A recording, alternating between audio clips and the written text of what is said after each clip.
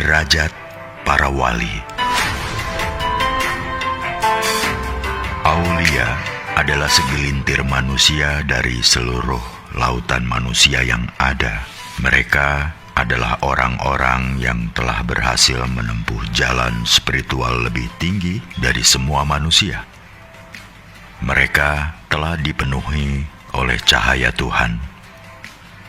Dari kelompok Aulia ini terdapat derajat yang bermacam-macam.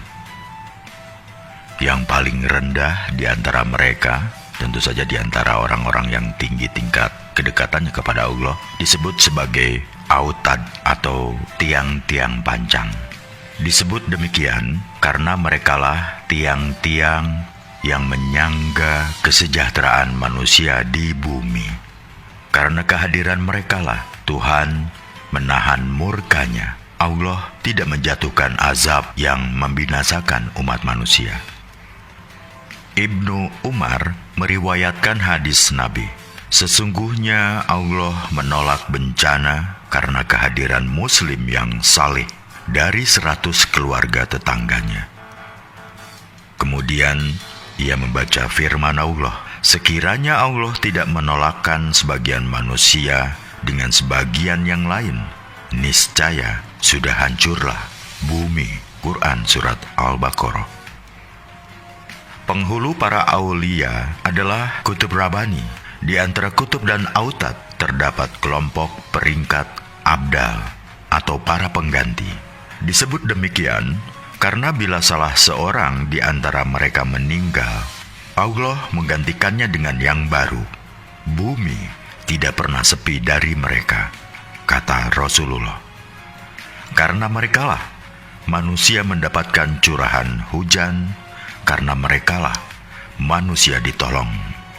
Abu Nuaim dalam Hilyat al-Aulia meriwayatkan sabda Nabi, karena merekalah Allah menghidupkan, mematikan, menurunkan hujan, menumbuhkan tanaman, dan menolak bencana.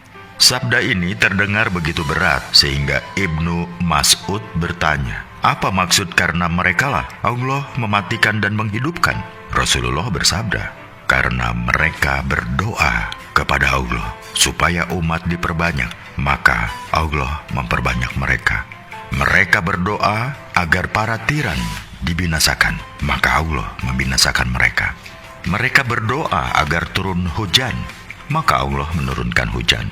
Karena permohonan mereka, Allah menumbuhkan tanaman di bumi. Karena doa mereka, Allah menolakkan berbagai bencana.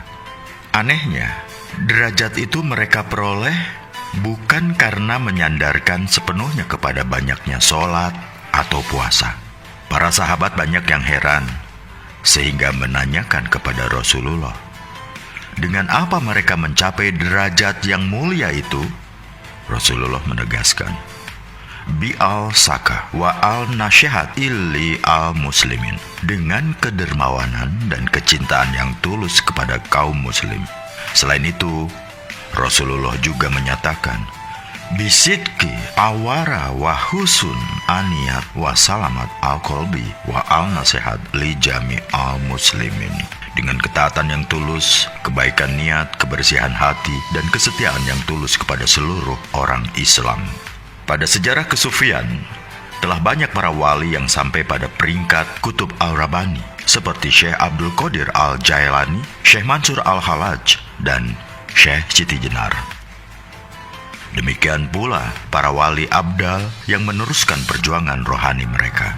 Jadi, kunci menjadi wali abdal tidak lain adalah kedermawanan dan kecintaan yang tulus kepada sesama orang muslim.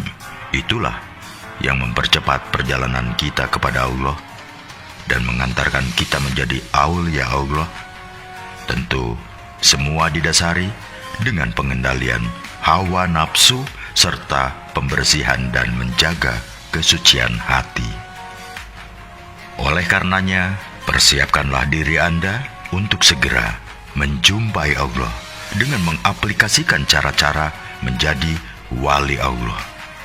Siapa tahu Anda di tengah kegersangan spiritual saat ini dipilih olehnya untuk mengalami kemanunggalan sebagaimana pernah terjadi pada Syekh Siti Jenar atau paling tidak murid-muridnya.